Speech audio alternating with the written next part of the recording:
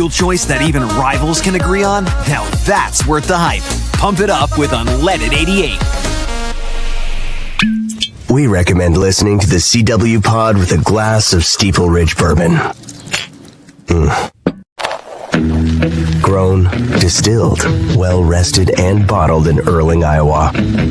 Now from the Channel Seed Studios, this is the CW pod, fueled by Steeple Ridge.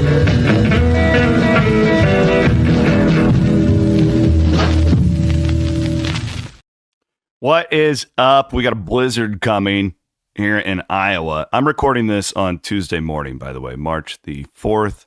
Fun show today. Scott Siepker is going to be joining me here in just a little bit to tackle all sorts of crazy topics. We had like a reality TV scene in the Oval Office last week. Siepker and I like to go deep on these things. You know we're not polarizing. We'll talk about that. We're going to talk about some life stuff. We are going to talk way at the end. John Cena heel turn in WWE is shaking the entertainment world. All that coming up. We are presented by our friends at Steeple Ridge Bourbon. Look at that. So you got to love a bottle of whiskey when the blizzard hits. If my kids don't have school on Wednesday, I might open a bottle of Steeple Ridge. Middle of the day. Actually, I probably shouldn't. I probably should wait until 5 o'clock. But it will be very tempting. You go out and you do the snow. Daddy, you want hot chocolate? No, I want some Steeple Ridge Bourbon. Black label, please. You can go find yours at a liquor store near you. They've got coming up on the on the 7th. So Friday. You can go to Wall to Wall from 4 to 7 in West Des Moines, and it'll be great. They're going to try. You're going to have all the Steeple Ridge bourbons that you can try, and then you can pick out your favorite and buy a bottle and support my friend Pat Hoffman. I think it's the best whiskey in Iowa. Before I bring Scott on, I want to talk a little bit in depth here about a big college football story that's been developing over the last couple of weeks. And it kind of came to a head on Monday with a report. So I won't dig too much into the playoff here because Hassel and I are going to get into that on Thursday on Two Guys, where the SEC and the Big Ten are doing all kinds of stuff. In my opinion, none of it's really good for the greater sport. It's all greed. It's all money. This doesn't surprise us in college football. But there was a big story that occurred on Monday out of the ACC. So the ACC, just to catch everybody up on this, there's been lawsuits where Florida State and Clemson have basically been suing the league.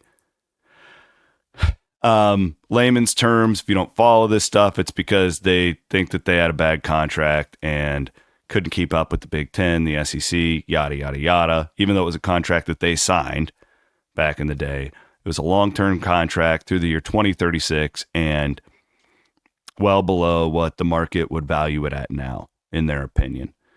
Well, it was on Monday when the ACC, reports started coming. All these national reports came out. I actually think today, on Tuesday, there's going to be like a press conference about this. But the situation now is that the ACC is essentially going to give bonuses out to schools. There's a lot of different small details that I don't think I completely know yet. We don't completely know. We'll probably find them out later today. But I think we're going down a really dangerous path here because they're going to award extra money to teams based on television ratings.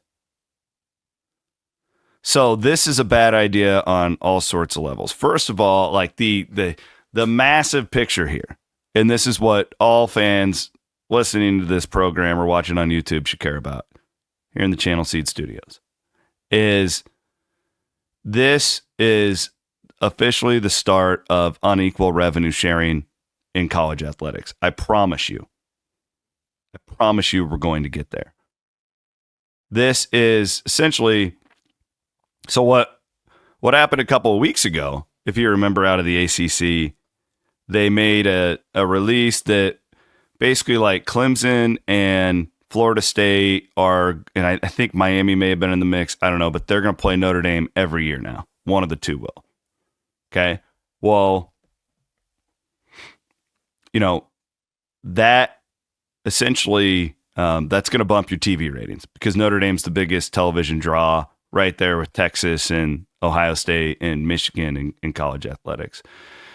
I'm going to tell you again, I'm going to try and make this as dumbed down as possible to not get into the nitty gritty too much. But when we are awarding teams based on television revenue, we are creating a self-fulfilling prophecy here. Let's use the Big Ten, for example. And let's say Iowa is playing Iowa State. Big game, right? Passionate game, really going to be a quality. That game's always close. It always matters, right? It's good theater. It doesn't matter if it's in Ames or in Iowa City. Like the setting is perfect. It's everything we love about college athletics. I would guess that Fox would put Ohio State against Bowling Green on if it had a choice off of straight revenue. They're going to put the Ohio State Bowling Green over the Cyhawk game. And what that would do is, so like based on, if you're on Fox compared to FS1, you're automatically going to get a bigger number. Like, it's proven. We've seen this and we've done these studies in the Big 12 for years with Texas and Oklahoma. And it's like, if Iowa State or Kansas State is playing Texas Tech on Fox compared to FS1, it's going to get 1 million more viewers. Like, it is locked in, like, no matter what. Okay. The issue here is, let's say next year, Wake Forest is going to have a great football team. Okay. Or not even that. Let's say Georgia Tech. That's realistic, right? Georgia Tech, I feel like, has an up-and-coming program, young, exciting coach. Here's the problem. The networks don't like them because they don't draw a big television number. They don't have that many fans.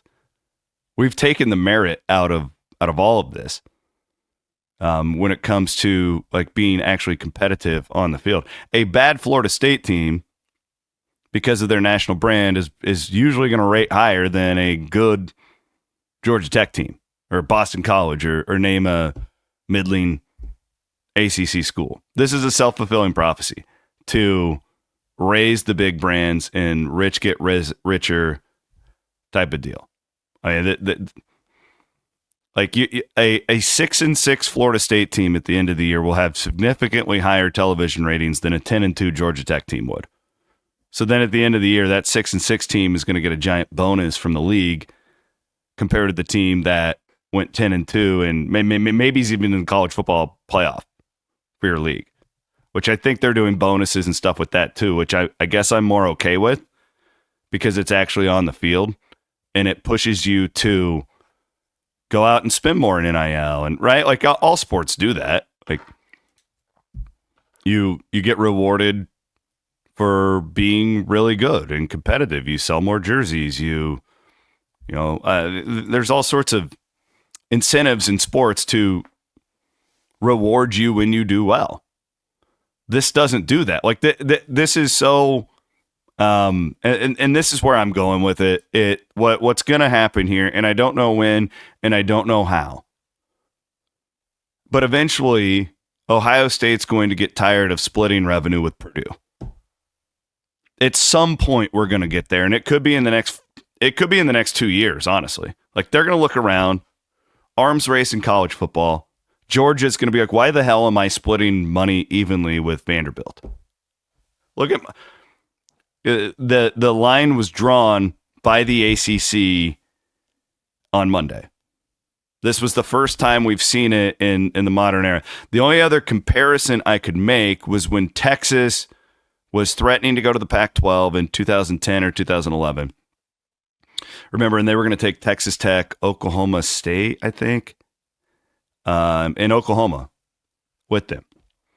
And the Big 12 was in an incredibly desperate spot, and they agreed to the Longhorn Network. And then with that, Texas A&M left, and Missouri got, and the Big 12 missile crisis versions 1, 2, or 3 happened, whichever one it is.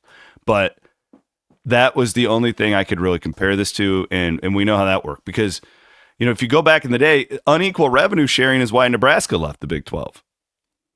Because Nebraska dominated the Big 8 for however many decades, and you bring the Texas teams in, and all of a sudden, because it was based on television, what television slot did you get picked for? Well, the problem was, like Iowa State, for instance, pretty good years under Dan McCarney there, where they're in the top 25, hanging out there. Well, they would never get selected for TV because they don't draw any eyeballs. So, like, I just don't see a way. I think Georgia Tech, Florida State's a perfect example. Like, you would like to think that these television networks would put the best games on. They won't. This is a business. This is not a charity. It's a problem with this sport. Look, how many times did Ohio State play on Big Noon kickoff last year against these shitty MAC teams? And like, they were playing. Were they on half the weeks on the Big? They may have been. Honestly, I don't think I'm exaggerating. I know one of our great listeners will go and look this up. This is a self-fulfilling prophecy to allow these big brands, the rich, to continue to get richer, and that's exactly what they're going to do. So I got a lot more to say about this. I know Hassel and I are going to tackle it on Thursday. Take a really quick break. I'll bring in my buddy Scott Siepker to dissect a few things on life. Let's go. All right, he's here. We're going to do this. I told you the last time we had Siepker on, we're going to bring him on from time to time. We're going to have McKenzie on from time to time. How's Scott? Why are you dressed like a Minnesota Vikings cheerleader? Happy Fat Tuesday, my friends. It's Marty Gras. Tomorrow's Ash Wednesday. Tomorrow's when you got to start giving stuff up. Today's when you celebrate. I know what Ash Wednesday is. Mm-hmm. I've heard of Fat Tuesday. I know that women will show you their breasts if you give them beads at Marty Gras. That's not how I earn these, by the way. I don't actually know, like, the history behind Marty Gras. Is that bad? No, I don't think it's bad. I mean, you call yourself a Christian, but you don't know Christian holidays. Okay, fine, I'll teach you. But no, tomorrow's Ash Wednesday. I am a Christian, but I am not a scholar. So, no, honestly, like that's and totally we're going to talk fair. about this. I got to talk to you about this because you're one of my Okay. You and Downs are the guys I can talk to this stuff about.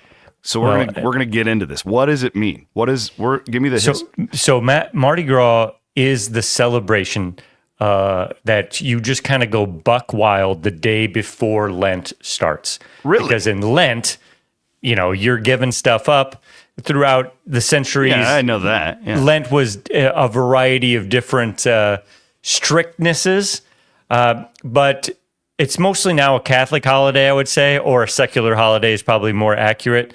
You get together on Fat Tuesday and you are debaucherous. You eat a lot, you party, you drink, you have a great time because now you're entering into 40 days of Lent leading up to Easter. Doesn't Mardi Gras last a while? Well, so Mardi Gras is just this Tuesday. So Mardi is Tuesday and Gras is, fat. So yesterday was Lundi Gras, which is Fat Monday. Who the hell came up with this? Well, human beings did. It goes back to like before even Christianity was around and you were celebrating Saturn as the god, you would have these festivals. And you just try to change it. Why did New Orleans grab it? Like, why isn't this? Well, New Orleans is a melting pot of the whole world. That the French were there, the Spanish were there, the English were there. Obviously, I didn't know that. You have your native Cajuns, all those sort of folks. That melting pot. And there's one thing that all human beings of all slices of life like to do, and that's party. And so, with New Orleans, really took the party aspect of Mardi Gras up a big, big notch, and now it is the international home of Mardi Gras. But yes, throughout the whole month, there's parades almost every day, multiple parades in New Orleans. It's nuts. I didn't know that it was tied to Lent. I had no idea. I just assumed that it was some sort of like Cajun tradition, Like I honestly had no idea. That's crazy. Well, hey, Scott School. Yeah, back when I was at Winter Christ the King in elementary school, every Fat Tuesday, every Mardi Gras, we would have a big carnival at school where you had like the rulers with the string on it, and you threw it with a clothespin on the side, and you throw it over a little piece of cheap wood, and then there's some people back there, and they clip some candy or some beads or something, and you pull it out. You can go and just do the cake walk. We did. It was one of the best days of the year in Catholic school when you were a kid. Was Mardi Gras, because you just had a blast of a day and you didn't have to read anything. And then you went to LSU. Yeah, that's where I really fell in love even more, because down there, even in Baton Rouge, where LSU is at, Mardi Gras is incredible. It's like it's part of the culture in Louisiana. Yeah. And so you get, like, the whole town shuts down, and you just sort of walk around, and you go inside of people's houses, and they've got these big pots of gumbo. I got my gumbo is rolling right now. Nice, good for and you. It's such a great time of camaraderie. I absolutely fell in love with it when I was going to LSU, and I went to Mardi Gras in New Orleans on Mardi Gras night. And I'm not joking you. By the time we got there, the trash was this thick on the roads. Do not wear open-toed shoes if you go to New Orleans during Mardi Gras season. Man. I also walked into that night, I was quite drunk, and I really had to go pee. And so I went with this girl, and we went into this bar, and she got ID'd, and I didn't. And I was very confused why, because I was 25 at the time. And I walk in, they just let me excitedly walk through the door. And as my drunkenness the fog fades away, I just see cock and balls everywhere. All the waiters were totally naked, all men. We are in a gay bar, and I walked in to the biggest bathroom I've ever seen. I'm not even sure it was really used for a bathroom. Many other activities happened inside of there, but not with me that moment. Together. Yeah, we're popular at gay bars. Yeah, I actually enjoy gay bars. Gay bars are some of the fun, most fun. So you brought up religion. So I was gonna do a CW pod solo last week on this, but then I'm like, no, I want to bring in somebody to bounce a few things off of here. You sure?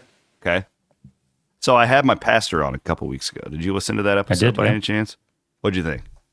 You can say if you didn't. Really? No, I just. You can tell such me a if you gentle, kind person. I mean, that's the thing is, like, I love that. Whether or not you believe one religion or another, being able to judge the sincerity and empathy capacity of another individual is very important. Okay. And so you're leading me right into where I'm going here. So I joined Pastor Mike's small group, which is on Monday nights, and we do it on Zoom.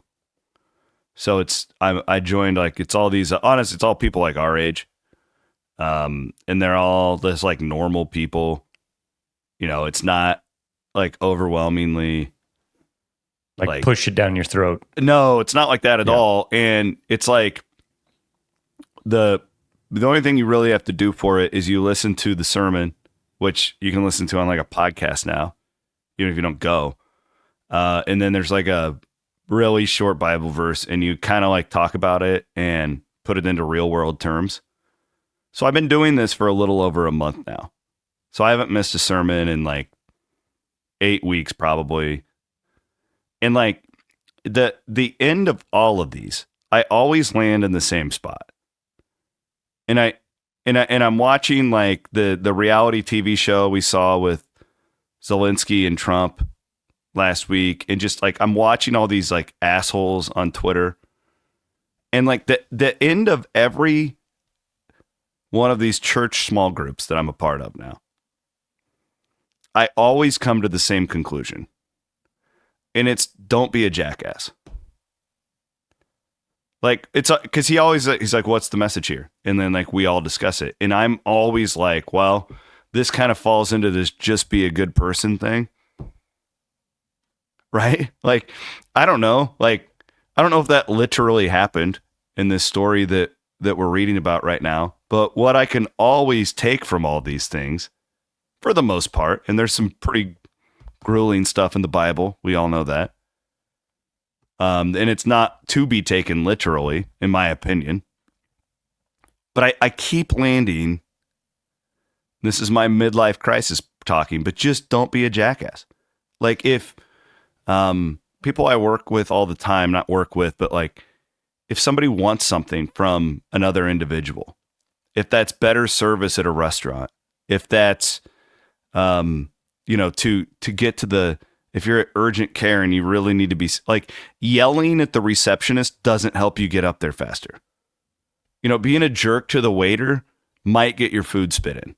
And you will probably feel, when you act like a jerk, you feel worse internally. At least people with shame. There are some, sociopaths, psychopaths that don't have that shame. Yes. But if you do have a capacity for healthy shame, and there's a big distinction there between unhealthy and healthy shame, then when you act negatively towards others, it internally affects you negatively. You see where I'm going here? Absolutely, funny, like, Chris. Chris, you've been doing this. One of my best friends, who he's a lot like me in his faith. He's probably less of a believer than I am now because a lot of different things have happened. But we talk about this a lot. We go to the same church, and he couldn't believe I was doing this small group. And I said, "Well, I'm doing it because it forces me at 8:30 on Monday nights to sit down and stop everything." Like it forces me to sit down with these other who I consider to be good people and hopefully learn from them and slow down. And while, who knows, like in a year, I'm going to keep doing this. In a year, I might be a bigger believer and Christian than I've ever been. I don't know. I don't feel like that right now. But what I am doing is second guessing, like just decisions I make on the daily. And I'm comparing them sometimes to these, just don't be a jerk. And you can taking what you're talking about, Chris, in most of our human stories, whether it's in the Christian legendarium or the Jewish one or Islam, Stoicism? Whatever it is. You could just pick some of these books that I have, any of them back here. And ultimately, if you distill it down, if you're reductive enough, you can probably always take the lesson of just be nicer and you're going to feel better and the world's going to be better around you. Now, you can very easily come up with real life examples where being the nicer person is actually not the right move. Yeah. But in general, I think coming from a standard of I am going to be reactively kind instead of reactively jerkish is a good standard. And then you always have the tool to stand up for yourself if you need to. Good. I'm glad that you're meeting me here because it's really interesting. Like that I wouldn't even say at this moment I'm a bigger Christian than I was. It's just, I think we could all use time in 2025 to slow down and think about that. And I see it all. People are so, maybe we've always been like this. We being society, maybe we've always been on edge. I do believe that like these cell phones and social media, like I think they've trained our brains to go beyond what maybe our brains were evolved for. Absolutely. Yeah, right. I believe in all that. So I don't think, I guess, that our grandparents were sitting around as anxious as we are today. They were anxious about other things. Yeah. That's the thing. The world is not better or worse than it used to be. It's different. And we have to always keep that in mind. What our grandparents and great-grandparents worried about more was on a much more local level. And I don't just mean that in your city or your neighborhood. I mean inside of your own house. You were much more focused on that because you couldn't escape. Every night, you do it, I'm sure. I do it. Everybody listening, you go on your couch and you escape to another location instead of looking internally or looking at your immediate surroundings. And you focus your attention and a lot of times your anger on this external world. And what's frustrating about that is you really have so little, if no control over that stuff. So I think the wisdom of it all is looking internally and looking in your immediate surroundings and say, what can I actually control here? I know we're getting very stoicism here, but it's very true. It's like my what stoicism, man. So do I. And Chris, back to your point about whether or not you're a bigger Christian or not, I think that ultimately is a different question than learning these lessons of kindness, because ultimately you're able to distill these Bible stories and this religious conversation into a universal guideline. But it's not bringing you closer to accepting that Jesus was resurrected after being dead for 3 days and that he had to die to overtake the original sin that we all possess. That's where you get into the real religious stuff, and you can debate that and think about it. But ultimately, I think where the real value of religion or any philosophy is in the practicality of how it makes you suffer less or suffer more. God bless you, Scott Siepker. And hey, when I went to Iowa State University, the Iowa State University, right here, I love this so much, Chris. I know, ended up. That's why I brought you on. I got a religious studies minor. Did I need it? How stupid are minors? Nope. Has anybody ever asked you, what'd you get your minor in? No, nobody. Mine was in political science. It's like, okay, the hell am I going to do with that? Not much. I had General business right here. Yeah. Yes. So you could actually use that. I had a minor in theater and political science. But here's the thing. What the true value of that diploma is that you have the ability to take information, compute it, think critically, and apply it to moving forward. Okay, so this is all fresh in my brain, right? And I get down to Arizona, the big fight last weekend, right? Big I'm fight. so jealous. If Hoodoo hopefully Hoodoo will have hit here very, very soon. And once I have some money, Chris, man, I'm right there with you. I was so jealous that you were there. That's a great badass move. It was incredible. God. You would have fit right in at that point. I know. Oh my God. It was wild. Like, it was just me and Keith and Kelderman and Jenny, and then all these like frat and sorority co-eds just scream. This one girl, I thought she was going to lunge over her table and fight me because Colin's trainer was fighting, I think, her boyfriend. And you've seen me in that, and I'm like, kill him. Yeah. And I think your approach to WWE shouldn't really apply to boxing because it's legitimately more dangerous. And I really wish that I shouldn't have reacted that way. Yeah, you can't at real combat sports. You cannot yell for death because it happens, Chris. I didn't really want him to die. Well, no, but this is like that time we were at Circa and you asked that nice gentleman at the poolside whether or not he was working there. And he wasn't working there. He just happened to... He looked like he had his outfit on. He also happened to be the only black man back there.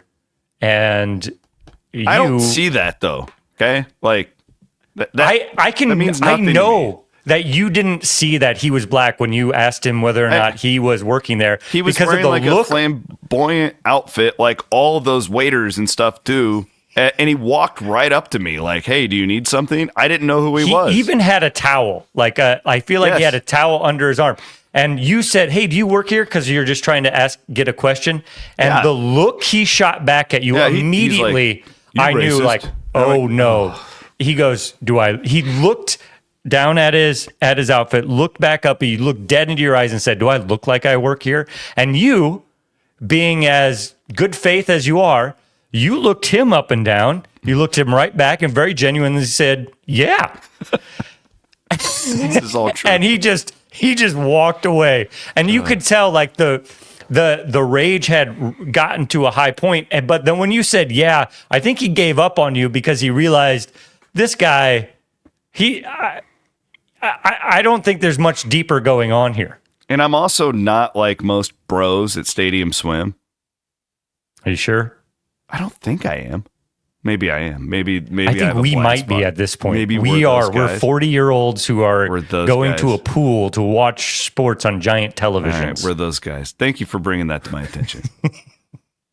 Thank you for bringing that to my attention. And can I just say, you just watched a college boxing match, amateur status, sitting around frat and sorority folks, and you almost got into a fight with a sorority girl. She I promise almost got into you, a fight everybody with who's me. listening, Chris Williams has not changed in 20 years since I met him at Iowa State. These same things are happening. God, it's all true. And that's like a moment. It's like okay, so I'm sitting there in my hotel and I swear to God, I was working on Friday. And this Ukraine, Zelensky, Trump, Vance thing happens in the Oval Office. And you and I have talked in depth on and off the air about the whole democracy, communism. You know my thoughts. Like I can't stand communism. I hope that everybody out there agrees with me when we talk about this. But I was watching. I think we have a really fascinating philosophical conversation to have about like our country right now, and specifically with this Ukraine thing. Because a person who thinks different from me was with me. It wasn't Keith or Jenny, I promise. I'll just say it was Kelderman. He won't care. That's why I love Kelderman, because he is who he is. And we were really discussing this that night, and it was very cordial. And I'm thinking like the empathy part, like what I hated about that is I don't like the idea of just trying to humiliate a man whose country is at war for the sake of whatever. Like could we have approached it in a more empathetic way? Maybe we've been doing that and it hasn't worked. I didn't like the optics of it because it really felt to me like kicking a guy when he's completely down, bullying, all that. Like Trump's right though. Like Zelensky doesn't have another option. Like that. I mean, that's what sucks about it. Like it very much like Trump is correct. Like but like telling him to say thank you, like Vance was doing. I don't know, man. Like it brought me back to all this stuff. It's like, will we be more effective by going at this a different way? Like could you still accomplish the same thing by not making the United States look as cold as that? I don't even know where I'm going, but I know we're gonna have a great conversation about it. And my friend there was saying like, no, like we're playing. This is his point. We're playing chess. Like keep your enemies closer as far as Russia goes and all that stuff. But like, man, like this is all. I felt like I was watching reality TV there, and the problem is, people are dying on a daily basis. Yeah, there's a lot of terrible things going on all the way around the world.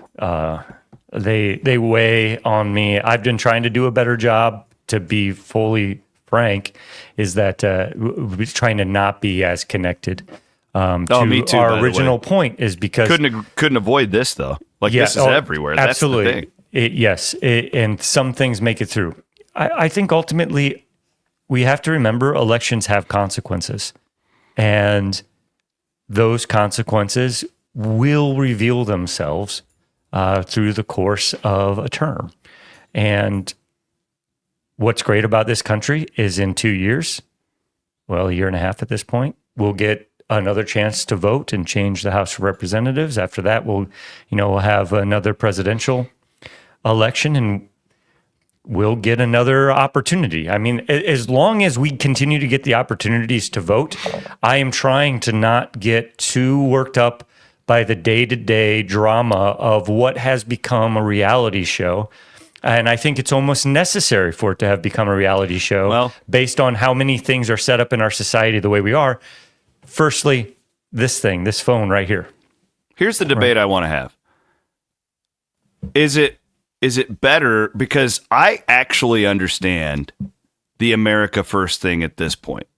I understand the people who feel that way, and for the most part, not every instance, why they feel that way. I'm from rural Iowa. The majority of my family is a strong GOP background. I consider myself a very left-leaning social voter, but I would say I'm about in the middle, maybe even lean right, usually when it comes to foreign policy and business. Okay. The debate I would like to have is, so the Trump, I don't know if this is a real thing, like a Trump type doctrine or whatever we're going to call it, is power, strength, force, all that stuff. Do we believe it? Does what happened in the Oval Office help us get to where we want to go? Like, if you're in Trump's orbit, okay, take our own political views out of this, going back to just being a nice person thing. Or when you're dealing with some of these monsters that we are dealing with on a daily basis, and whoever the monster is up for you to make. I would say that Vladimir Putin is definitely a monster, in my opinion. Are we? Does that work? Like, is it completely unrealistic to show a little empathy while the cameras are on? Because that felt so for me. And what was interesting is the United States governments, being Vance and Trump, thought that it was Zelensky going there and making like a spectacle out of it. Boy, I didn't see it that way. Like, they wouldn't let him talk, and it felt like they were just trying to neuter him up there in front. And with somebody whose second language, or maybe I don't know how many languages he speaks, right? Like, that's I think in that situation you see why so many of, like, say, the Japanese athletes had who can speak really good English but still have a translator at all the press conferences, and they still speak Japanese. That they don't speak English publicly, even though they're really good at it, because speaking in a second language is so hard. It's so complicated. And so I think also when you're interpreting things, I think that language is an important thing, whether that's your Bible or an interaction like this. Whoever translated your Bible, for example, had a viewpoint. The Bible you read is not the original Aramaic or Greek or Hebrew.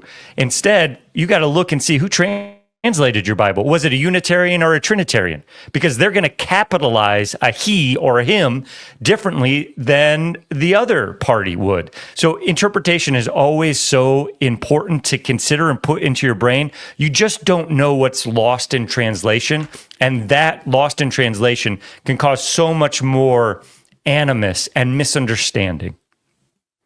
But I will say, to your point about whether or not this helps or hurts, I think one thing we need to keep in mind is that we are in a moment in time where the overarching foreign policy of America is changing. And I like to think of our American foreign policy as an umbrella, and then you have different tactics inside of that overarching foreign policy based off of who is the president and who has power. In this current situation, post-World War II, we tried to guarantee peace as best we could by making sure that we had the strongest navy in the world, and that trade, for example, was able to be conducted across any sea. We really wanted to globalize the world as a way to establish America as the most important country. And also, of course, that helps us then ensure that there's not war, say in Europe, which has been at war since Europe was a thing, up until World War II, and that period between when World War II ended and Vladimir Putin invaded Ukraine.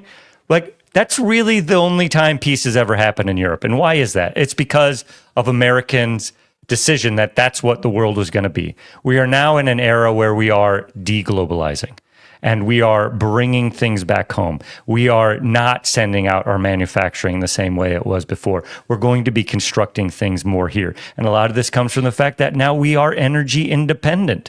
You know, the shale revolution changed our priorities foreign policy-wise, so we don't have to lean on the Middle East as much anymore, and we can just kind of do what the rest of the world does, which is not care as much.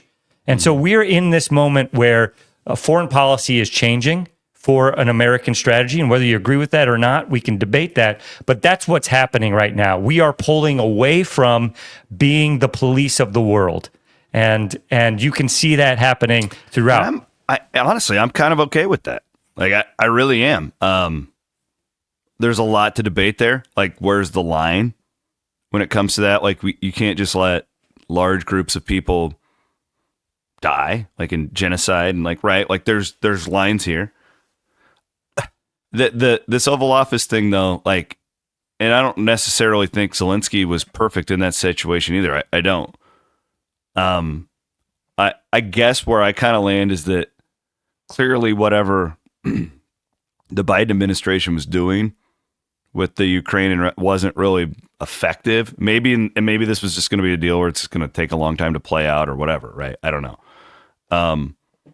But I feel like Trump was going to do what Trump wanted to do, and he was probably going to get his way anyways because he had all the cards. Like, as he told Mr. Zelensky. And like, am I soft for just saying like, God, dude, did you have to do it that way? Right? Like that, or am I soft? Or like, I could be wrong soft. here. No, I could be wrong. Like maybe it wouldn't work, but I think he's going to get his way either way. Did we have to go about it like that? Like that's where I think we need to recall, whether it's Matt Campbell or any other coach about trusting the process, and I love poker. I find that poker is as valuable of a game of teaching life skills as possible. Because what happens in poker is you can get the best cards and you can still lose the hand. Yeah. So you have to trust the process, and it's not necessarily about results when it comes to these things. It's about how you conducted yourself and you got there. Chris, you and I, we're getting old now, and our nostalgia for the handshake is going the way of the dodo in this moment. I whether that's right or wrong, it actually doesn't matter because it's happening. Elections have consequences. And what we want and expect from leaders, I think we have to remember that always changes. What our leaders are like, it's a reflection of what our society is and what our society wants. And so that's where we're at. And I could bring it right back to social media and these damn phones. As Zach Bryan sings in one of his songs, these things ruin everything. But they're here, and they're going to be a part of our lives moving forward. And so what do we do is really what I'm interested in. And for me, that's focusing on local and really what can I do? Because so much is said every day. It gets overwhelming. Yeah. And what actually is said and matters in a week or in a month or in 3 years when the next election is, it all changes. It's kind of like, I shouldn't make this analogy, but this frustration I have with men's college basketball. Oh, yeah. Well, we're going to get into this. Let's go. Yeah. Where take Iowa State, for instance. How much of a difference in probability does it matter if they were a 2 seed, a 3 seed, a 4 seed, a 7 seed, an 8 seed? What does it actually matter? Because the March Madness bracket is a crapshoot. You could be a 10 seed that has the easiest path because the 2 seed gets upset. You just don't know how it's going to shake out. So we get all in this tough about this week loss or that week loss or whatever, when ultimately the only thing that matters is, do you peak when the tournament starts? That's it. That's all that matters. And that's frustrating to me because I grew up living and dying on every individual regular season game, but they just don't matter anymore because the only thing that matters to us as a society anymore for a sports fan is how you do in the tournament.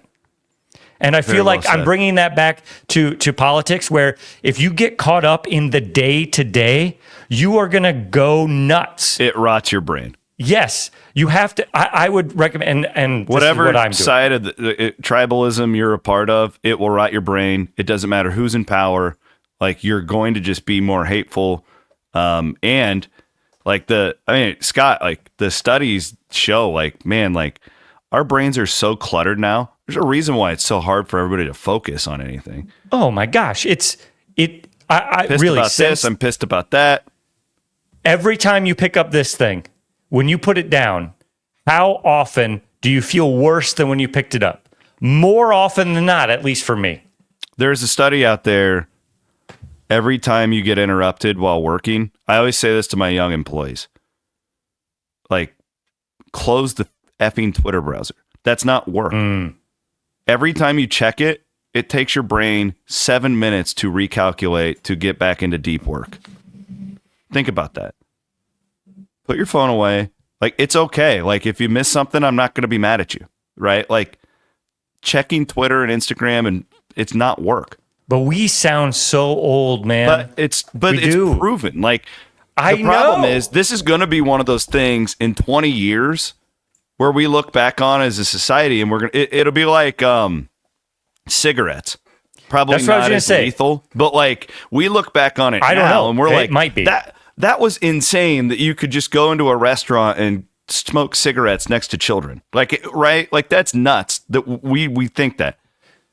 But I truly believe in 20 years, we're going to look back at, like, have you seen those, like, diagrams and stuff of what these things do to your brain when you're constantly checking it all the time? It's impossible. No wonder our productivity sucks as a society now. And one could say productivity is better because computers are taking all of our jobs. And here's the thing, is that by the time everybody figures out that these phones are, I think, worse than cigarette. Like, if I had kids, I would rather my kids smoke cigarettes than be on social media. Like, I think that's how bad they are. And also, if you stop smoking by the time you're 35, your lungs will essentially get back to 100% health. So don't tell your kids that, but that's also part of the factors here. But this is... by the time we figure out how awful these really are, and we maybe put in laws to, like in Australia, that has banned kids from being on different social media platforms, these will be unimportant. They'll be obsolete. We will very soon be wearing this in our contacts, in our glasses, our VR headset. This phone is going to eventually be more integrated into our lives. And so just, if you're out there, savor every moment where you don't have to have this damn thing. And I'm talking to myself more than anybody right now. Yeah. Put this damn thing away. This thing is not good. It's not healthy. There are good parts to it, but you know what? Smoking a cigarette, if you smoked one, there's some good parts to that too. I've only smoked a cigarette twice. Tried it 2 times and I hated it both times. Couldn't do it. Nicotine is a really great drug. But I do enjoy a black and mild. I don't like a cigarette or a cigar like y'all do, but I like black and milds and Swisher Sweets. I can chain smoke black and milds. Don't do that. I can't. Oh, that sugar, it makes my lips just tingle. I hate it. I hate those things. I mean, I do it like once every 3 years, so it's not. I try to smoke cigars to be cool. Like, it's kind of like I don't drink very much, but I drink socially to look cool. I do the same thing with a cigar. And only one time really has it ever been perfect. I was sitting on the beach in some tropical location, smoking a Cuban cigar, watching the sun go down. And it was perfect. Yeah, I mean, it was perfect. Like Hassel and those guys and Andy, and they like to do it. And I would go and hang out with them, but I'd probably just sip on some bourbon. I really don't waste it on me. I'm not going to enjoy this. Same here. Give me some somebody weed. who's going to enjoy that thing. Yeah. Yeah. I'll smoke a joint with you when we're out on that Caribbean beach. But yeah, the cigar, while it can be perfect, I think that's a good point. You're kind of wasting it on me. Yeah. I will smoke a black and mild while they do that. Okay. Well, you can have the black and mild. I'll get the joint, and they can have the cigars, and we'll see who has the best time. I want to get into the Cena heel turn real quick. Update me on this house y'all are building. This is a cool project. Flip it forward, yeah. I've heard you talk about it on Overthinking a lot. And was this your idea? Well, one of the first things that Derek Stratton, the CEO and founder, when we first met 2 years ago, he brought up is like, man, I really want to take a house and redo it and give it away.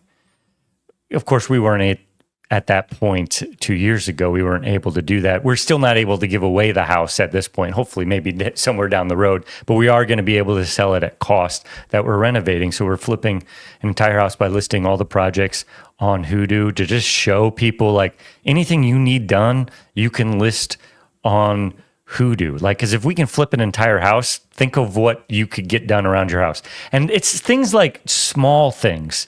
Like, we just needed the yard picked up.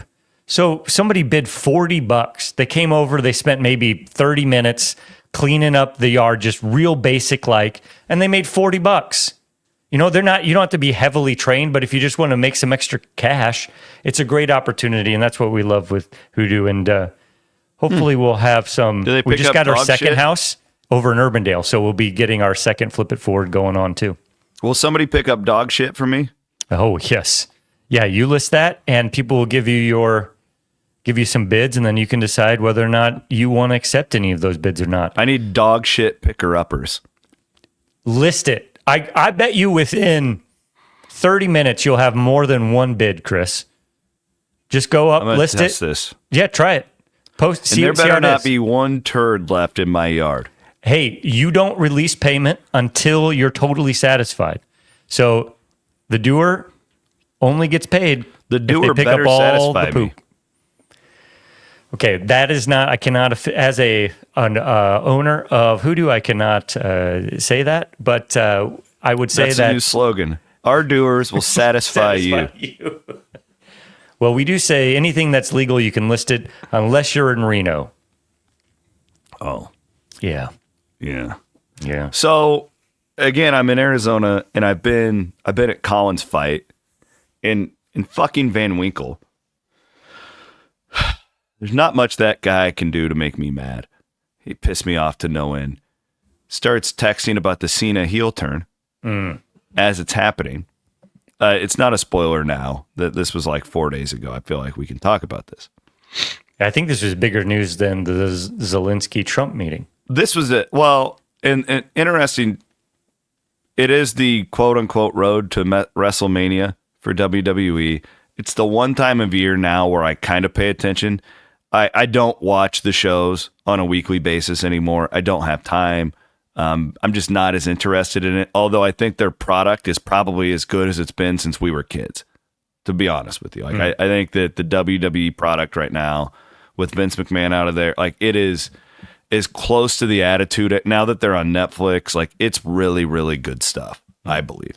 And I think that just to bring up the point how you're not really paying attention, but WWE is like a soap opera, and it's intentionally that way. Soap operas are meant so you can jump in and jump out. Even if you've missed months, you can pretty much jump in and pick up the story where it's at.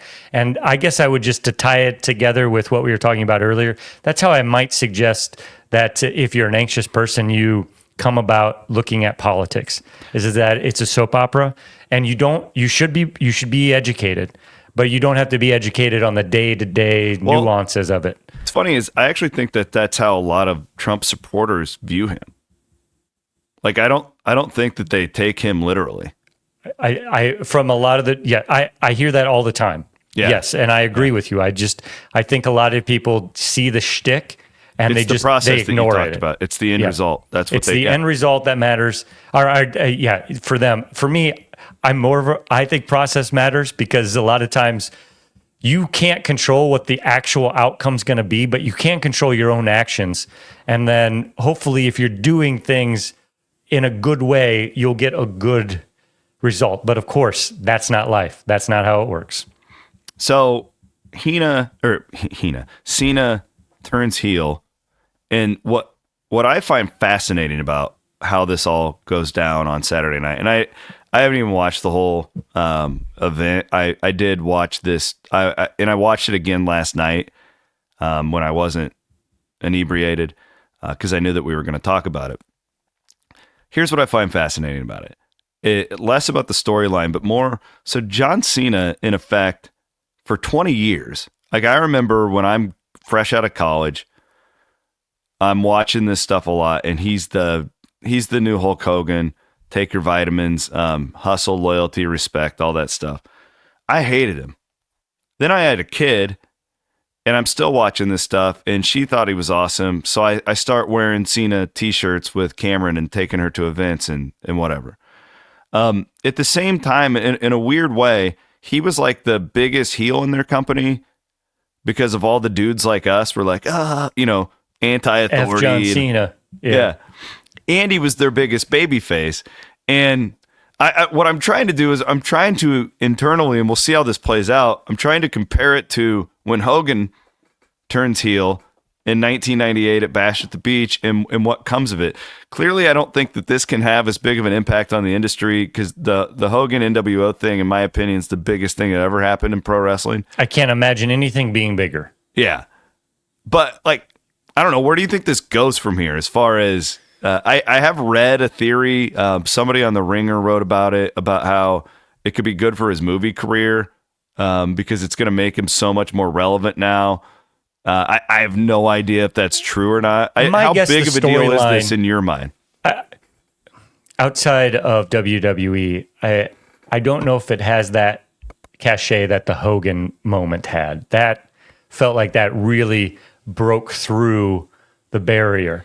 Now, this is starting to do that. I mean, I think non-wrestling fans are starting to hear about this. But my guess on how the storyline goes is that before John Cena retires, and if people aren't watching, this is his retirement tour, is what he says. I think in the end, he's going to flip on The Rock, and he will go back to being a baby face. Few months. I think in the end, this is going to be, who knows, right? And these things are not set in stone. The writing for these things they do take into factor the actual moment, but I think that ultimately you're going to see John Cena towards the end here flip back to being a babyface just at that right moment to make all the wrongs right.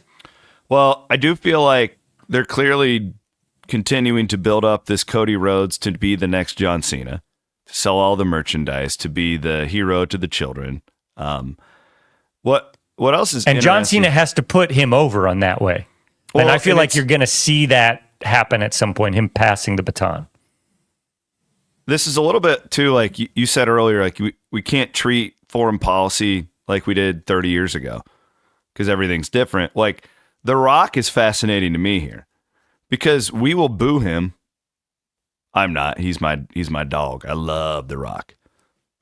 But we'll boo him just for the good of the show. Yeah. But everybody still loves him, right? He's not like... It's a play, man. Everybody, you guys get it. Like the fans get it. You understand that you are part of this story. Yeah. He's not a heel like 20 years ago where people were throwing trash at Hogan and Hall and Nash because they were destroying the WCW and trying to take over professional wrestling. Back in the 90s, we still thought that wrestling was real. It's still real to me. Yeah. Damn they it. are not predetermined. That's the huge change, is that wrestling is not trying to be inauthentic in that way anymore. They have press conferences where they go after out of character. Talk about it's crazy. They're using terms. Gone. They're using terms that you and I would talk about outside, like the internal slang terms. Now they're just using it commonplace and just becoming part of our own parlance. Turning heel is a term that you hear outside of wrestling now. It's really fascinating to see how they are becoming more and more a part of our society by accepting that people realize this is sports entertainment and not actual sports. Can we talk about there's a lesson how there. Smart pro wrestling has been over the course of 50 years, just being ahead of everything else? When in terms of what they're doing business-wise and media-wise, they were the first one. Remember, like the MLB Network and WWE was supposed to have a TV channel, and then they just pulled the plug on it, and they're like, "We're going all digital." They started selling multiple to streamers. God, they're brilliant. The number one, the vanguard, the spearhead of where media is going. You can look in two spots. The first place you should look and see where the future of media is porn. Porn always is at the cutting edge of how people are consuming content. And next, you can look at professional wrestling.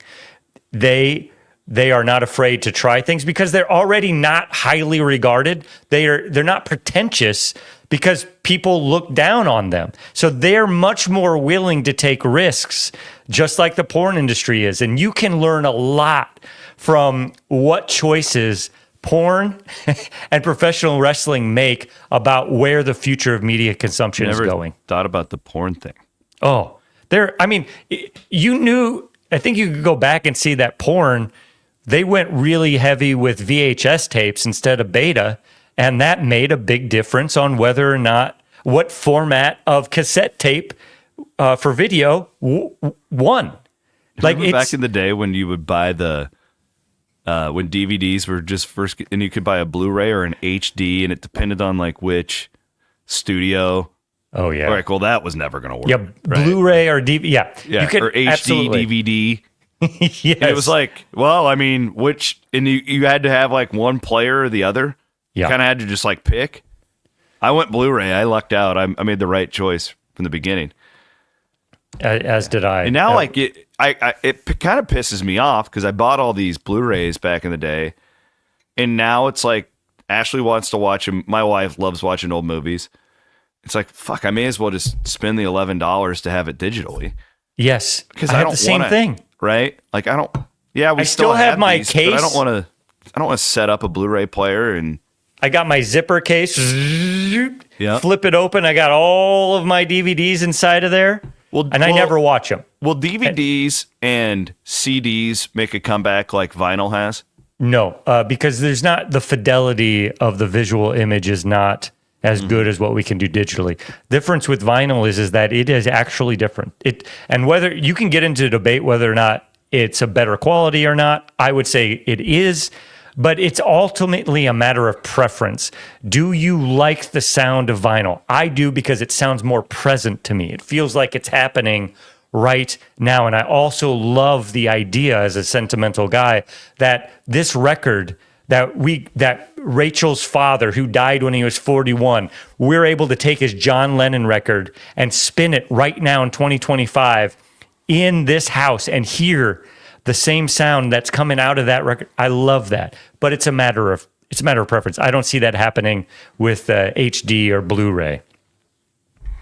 Chris, before we go, I do want to get your opinion though on the college basketball. I have a lot of regular season being really kind of a waste of time. Once you qualify for the tournament, to a point, I agree with you. I would say 80% of the way. As long as you don't drop down to like the 6, 7, 8 seed range. That's when I think that your ability to make a long run would probably, I would guess the numbers would say you drop off. Mm-hmm. Now, to your point, how many stories do we have of the Kemba Walker UConn teams that just get hot at the right time? Right? Yes. Like in that generally I do think trumps all of the seeding talk. If you're a team like Iowa State could be that team. Like they're a team that they've proven when they're healthy, they're good enough that they could rattle off 8 in a row. Problem is we haven't seen them healthy for that long, so we don't actually know. But in some ways that's good, right? Because now the other team doesn't have as much tape on you. Like I feel like kind of being injured right up until that last point is actually probably good for the tournament. If you're good enough. I just don't know if Iowa State's like just raw talent enough to do that. Like, do they have a I think they're really good. You are correct though. And I also think that they would probably do themselves some good. They won't ever do this by shortening their season just a little bit.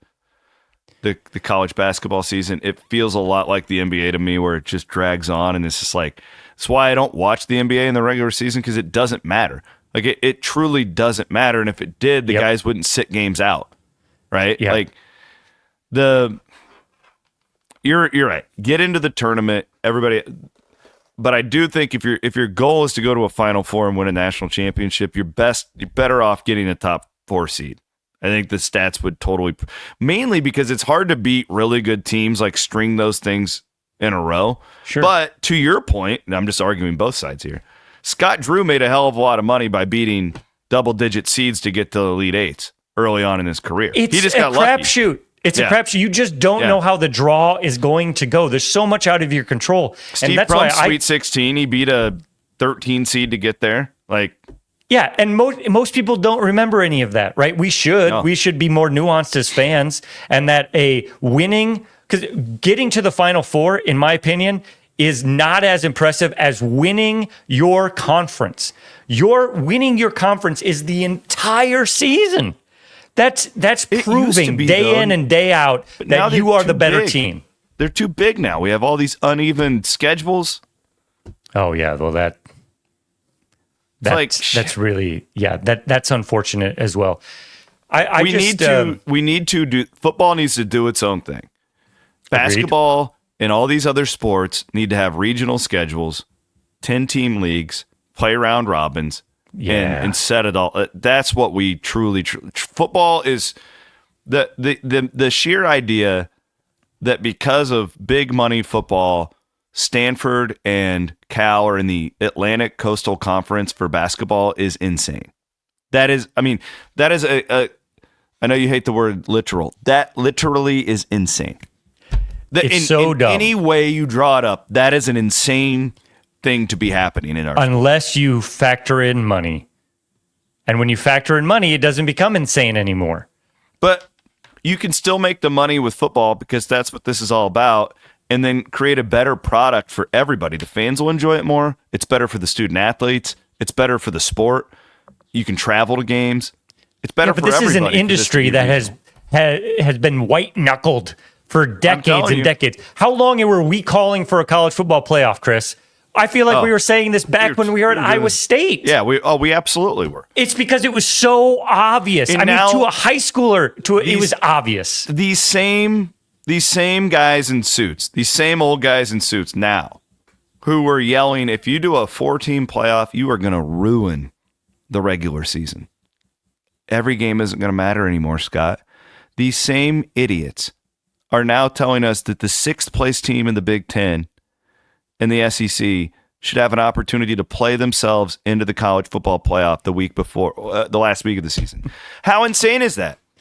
The same people. So are you now admitting that you were wrong, or are you admitting that you were just lying for money back in the day? Because it's got to be one of the two. It's the latter. Because they're surely not going to say, well, we've evolved. And no, because you haven't. It's all, it drives me freaking crazy. Yeah, the hypocrisy in college football knows no boundaries. Yeah, it's probably a reflection of the hypocrisy that knows no bounds in all parts of society, including internally in both of us. But it is super frustrating. And ultimately, and maybe it's just because we're getting older and we've gotten too close to college sports, but the romanticism of college sports has left me. There are moments here and there where it gets me. Peyton Sanford, when he was at that press conference and he was, really upset by losing. I watched that and I'm like, I get it. Like, that's the romance to me of college athletics. But I feel like we've just lost it. And ultimately now I'd like to just see, let's just get the 20 biggest college football teams, and let's just put them in their own conference and try and get back to this regionalness that really brings us closer together. Love you, man. It wasn't. We could talk for hours and hours and hours. You think we solved any world problems? I have my blood pressure high. You know what we didn't even do? We did not mention overthinking one time. Sorry, Mackenzie. I did. I mentioned it a couple times. Was I not paying attention? I did mention it. So Eric Herman does all of these. Oh, Eric's the one doing these. That's fantastic. If you notice, if you just go back and look, Eric always puts funny things in all of these. The sausage right underneath Mackenzie's chin. Yeah. And that Blue Origin rocket. Weissman. There's Mother Teresa. You haven't listened to yesterday. I accidentally I listened to Mother Teresa under the bus. 40 minutes of yesterday's show. Okay, yeah, good. You missed the part where I talked bad about Mother Teresa. I shouldn't have done that. Mackenzie offering you to taste her sausage. Yep. For sure. Weissman part was great. That kid's electric. I mean, can you see how me and you would have been him? Like, oh God, yes. Me and you, look, this is what we would have done. Look at me. Yes. How can I possibly get in the middle of a boxing ring and be yelling into a microphone in front of 3,000 people? Oh, I know. I'll create my own league. It's exactly what we would have done, Chris. I respect that. I really respect it. I like that kid. Like him a lot. Well, the show's great. I enjoy it. I look forward to it every Monday. So do I. I'll be honest. It's like I wake up on Monday morning and I'm like, oh, this will be fun. Mackenzie and Kate are they're really good. I feel like we have good chemistry. You do. Really appreciate the opportunity, Chris. We're having a blast. And well, it's just going to keep getting bigger, baby. Hell yeah. Hell yeah. Aiden Wyatt producing today's show, as always. He's had a lot of fun little drop-ins today. Aiden is... Prepare for the blizzard. Aiden. Amber is keeping everybody updated all over our social media feeds. It's going to get nuts. It's going to get nuts out there. Yeah. Hey, and list any of your snow removal on... There you go. Hoodoo. Just one time. Just bada bing, bada boom. He is Scott Siepker. My name is Chris Williams. We are presented, as always, by Steeple Ridge Bourbon here on the CW Pod. I'm out of that Steeple Ridge. How do I get some more? I know people. Okay, all right. We'll talk off air. We'll be back next week. CW Pod. We'll do some conference tournament stuff. It's March, baby. Let's go. Have a great rest of your Tuesday.